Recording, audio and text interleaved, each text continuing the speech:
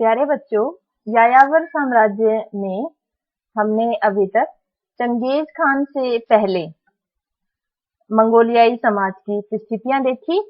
Genghis Khan इन परिस्थितियों में किस प्रकार मंगोल साम्राज्य स्थापित करता है और मंगोलियाई समाज का अधिनायक बनता है, हमने पढ़ा है। आज हम चंगेज खान के बाद उसके वंशजों द्वारा मंगोलियाई साम्राज्य का विस्तार पढ़ेंगे।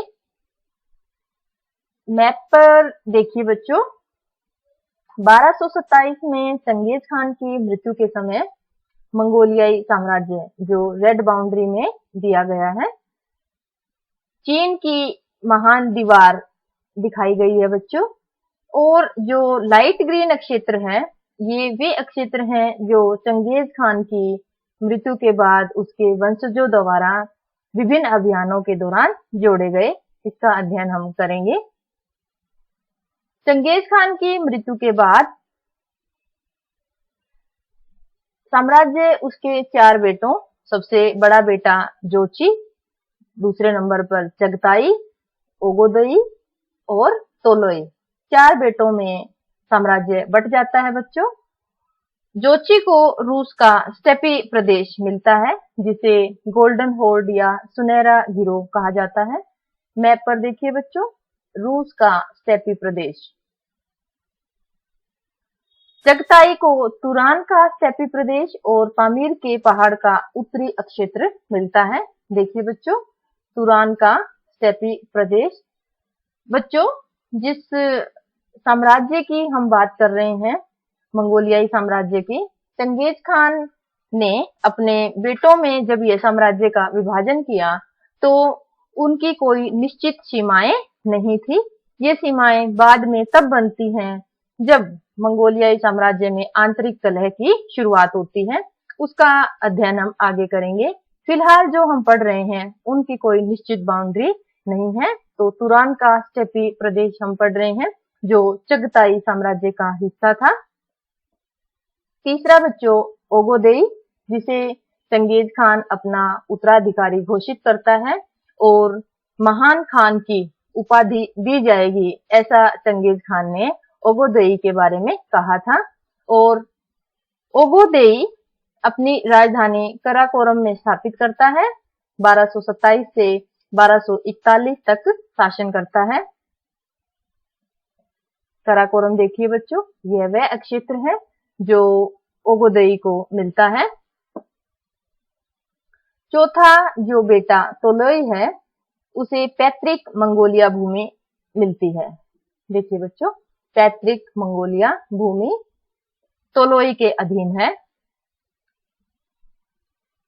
मंगोल एकता की स्थापना 1227 से 60। 27 से 60 के बीच में मंगोलों द्वारा जो विभिन्न क्षेत्रों जीते जाते हैं और मंगोलियाई साम्राज्य में मिलाए जाते हैं, वह मंगोलियाई एकता कहलाती है बच्चों।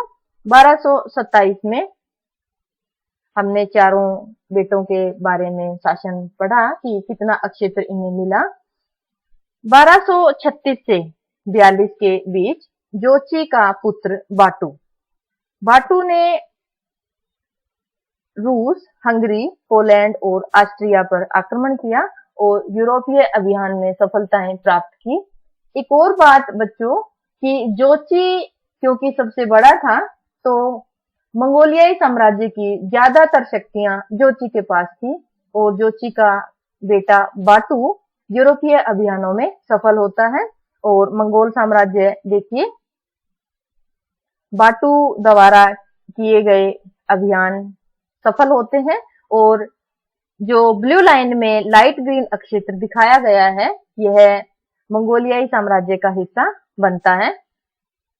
देखिए बच्चों, आपकी बुक से यह मैप लिया है और जो गोल्डन होर्ड का खानेत दिखाया गया है, यह वह क्षेत्र है जो जोची वंश के अधीन होता है।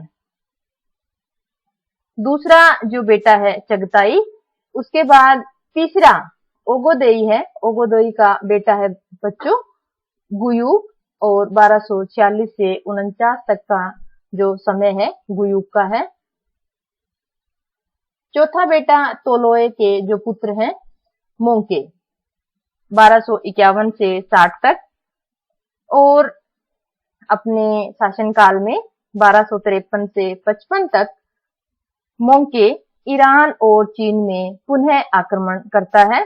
देखिए बच्चों, ईरान और चीन में मोंके फिर से आक्रमण करता है और चीन और ईरान के ज्यादातर हिस्से मंगोलियाई साम्राज्य में जुड़ जाते हैं। सारा नहीं बच्चों, जो लाइट ग्रीन दिखाया हुआ है ये सारा क्षेत्र नहीं, इसके कुछ हिस्से मंगोलियाई साम्राज्य में मोंके द्वारा जोड़े जाते हैं। इसी दौरान 1257 से 67 तक बर्के का शासनकाल है बच्चों। मोंके के बाद तोलोए का दूसरा बेटा हुलेगु 1258 में इलखानी राज्य ईरान में स्थापित करता है। बच्चों ये टाइमलाइंस दी हुई हैं, इसके अकॉर्डिंग विभिन्न शासकों के जो अभियान है, विजय अभियान, उनको समझना आसान हो जाएगा। इसलिए टाइमलाइन भी देखिए और शासकों का शासनकाल भी देखिए और उनके वंशजों के बारे में भी ध्यान से पढ़िए। हम हुलेगु पढ़ रहे थे 1258 में, हम समय पढ़ रहे हैं 1251 से 60। ईरान में इलखानी साम्राज्य की स्थापना, मैप पे देखिए, और बगदाद पर जो है अधिकार हो जाता है मंगोलियाई साम्राज्य का। हुलेगु का शासनकाल हम पढ़ रहे हैं और 1258 में हमने इस्लाम का उदय और विस्तार लेसन में पढ़ा था कि अब्बासी खिलाफत का जो समापन है बच्चों, जो समाप्ति है वो बगदाद पर मंगोलों के आधिपत्य से होता है। तो ये दोनों बातें आपको जोड़कर याद रखनी है। बगदाद पर 1258 में मंगोलों का आधिपत्य स्थापित होता है और अब्बासी खिलाफत का अंत होता है। हुलेगु के बाद कुबलई खान 1260 में महान खान की उपाधि धारण करता है बच्चों, और कुबलई खान नगरों और कृषकों के रक्षकों के रूप में उभरता है। कुबलई खान के बाद जोचू वंश के जो शासक थे उन्होंने ओगोदोई को समर्थन देने से इनकार कर दिया। ध्यान से समझिए बच्चों, जोची वंशजों ने ओगोदोई वंशजों को समर्थन देना बंद कर दिया युयुग के बाद। फिर ओगोदोई शासक जो हैं वो तोलोए में मिल जाते हैं। तो अब जो सत्ता है वो तोलोए की शक्तिशाली होती है बच्चों, ये ध्यान रखना है आपको। 1260 के बाद साम्राज्य में जब संघर्ष शुरू हो जाते हैं तो जोची और तोलोए वंश में मुख्य रूप से इलखानी साम्राज्य को लेकर संघर्ष होता है। इसी दौरान तोलोए के वंशजों ने चीन में अपने हितों की वृद्धि करनी शुरू कर दी और मिस्र में जो सेना गई हुई थी उसे चीन में बुला लिया जाता है, जिससे मिस्र में मंगोलों की हार होती है और इसी के साथ पश्चिम में उनका अभियान, विजय अभियान है, वो खत्म हो जाता है। इसी दौरान रूस की सीमा पर जोची और तोलोई वंशज आपस में झगड़े करने शुरू कर देते हैं और यूरोपीय अभियानों में वो हार जाते हैं। फिर भी मंगोलियाई साम्राज्य काफी विस्तृत होता है इस समय तक। ये जो मैप है बच्चों, ये 1294 के समय मंगोलियाई साम्राज्य दिखाया गया है। अब ये जो लाइट ग्रीन वाले जो अक्षेत्र शुरू में हम पढ़ रहे थे, ये सारे मंगोलियाई साम्राज्य में जुड़ जाते हैं। देखिए इस समय बच्चों जो मंगोलियाई साम्राज्य है वो सीमाएं उसकी निर्धारित हो जाती हैं। गोल्डन हॉर्ड का खेत ये जोची वंश के अधीन है बच्चों। ये चगताई साम्राज्य जो ग्रीन कलर में दिखाया गया है, इलखानी साम्राज्य और चीन का जो साम्राज्य है यह तोलोए वंश के अधीन होता है ओगोदेई वंश हम नहीं पढ़ रहे अभी, क्योंकि ओगोदेई वंश तोलोए वंश में मिल जाता है। और ये जो महान खान का साम्राज्य है बच्चों, ये कुबलई खान का है, जो हमने पढ़ा है कि नगरों और किसानों के रक्षक के रूप में उभरता है। सारा समझ आ गया होगा बच्चों। बाउंड्रीज आपको याद रखना है। इस समय मंगोलियाई वंशजों के लिए जो शासन है, जो राज्य है, उसकी सीमाएं निर्धारित हो जाती हैं। कारण क्या है? आपसी झगड़े होने शुरू हो जाते हैं, एकता जो थी वो खत्म हो जाती है। कुबलई खान के बाद एक और शासक है बच्चों, गजन खान, जो कुबलई खान की तरह ही कृषकों को न लूटने की सलाह देता है। उसके अनुसार कृषकों को लूटने से ना तो स्थायी जीवन की शुरुआत हो पाएगी और ना ही समृद्धि आएगी। यह गजन खान का मानना था। गजन खान ने बच्चों इलखानी साम्राज्य पर शासन किया। आप बाउंड्री देखिए। इलखानी साम्राज्य ईरान का है, याद रखना है। मंगोल साम्राज्य 1260 के बाद, अभी हमने पढ़ा कि 1260 के बाद अंदरूनी झगड़े, कलह मंगोलियाई साम्राज्य का हिस्सा बनने शुरू हो जाते हैं और साम्राज्य पश्चिम में यूरोपीय अभियान लगभग खत्म हो जाते हैं। साम्राज्य की सीमाएं निर्धारित की जाती हैं। और कौन कौन सी घटनाएं 1260 के बाद होती हैं, आइए जानते हैं। 1368 में चीन में युआन राजवंश का अंत होता है।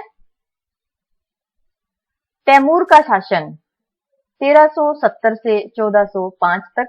तैमूर ने बच्चों चंगेज खान के कुल की एक राजकुमारी से विवाह किया था और खुद को शाही दामाद की उपाधि से विभूषित किया। अब शाही दामाद यानी मंगोलियाई साम्राज्य का शाही दामाद। तैमूर का शासन क्षेत्र देखिए बच्चों, जिसमें बगदाद, दमास्कस, अंकारा, बसरा सारे क्षेत्र जो हैं ये तैमूर के अधीन होते हैं। नजदीक से देखिए बच्चों, कैस्पियन सागर और भूमध्य सागर के बीच का क्षेत्र जो रेड लाइन में दिया हुआ है, यह तैमूर का क्षेत्र है। तैमूर के बाद जहीरुद्दीन बाबर, जो तैमूर और चंगेज खान दोनों का वंशज था, फरगना और समरकंद के क्षेत्र का उत्तराधिकारी बनता है। वहां से खदेड़ा गया और काबुल पर कब्जा किया। 1526 में दिल्ली में मुगल सल्तनत की स्थापना बाबर करता है, याद रखना है। समरकंद से दिल्ली तक का अभियान देखिए आप। 1526 में बाबर मुगल साम्राज्य की स्थापना करता है दिल्ली में और 1530 में उसकी मृत्यु हो जाती है। देखिए बच्चों, रेड कलर में जो क्षेत्र दिखाया गया है, जहीरुद्दीन बाबर समरकंद से मुगल साम्राज्य की स्थापना करता है दिल्ली में। 1500 में जोची का वंशज जो है शैबानी खान द्वारा तुरान पर अपना आधिपत्य स्थापित होता है और शैबानी वंश स्थापित होता है। इन्हें उज्बेक भी कहा जाता है और इसी के नाम पर आज इस देश का नाम उज्बेकिस्तान है। शैबानी सत्ता देखिए बच्चों, ये जो रेड लाइन में क्षेत्र जो दिखाया गया है, यह जोची के वंशजों द्वारा शैबानी वंश का जो है साम्राज्य विस्तार है।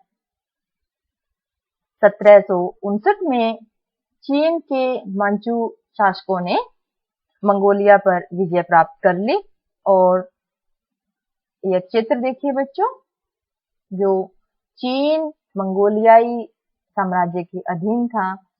1759 में चीन ने मंगोलियाई साम्राज्य को जीत लिया और 1921 में मंगोलिया गणराज्य स्थापित होता है।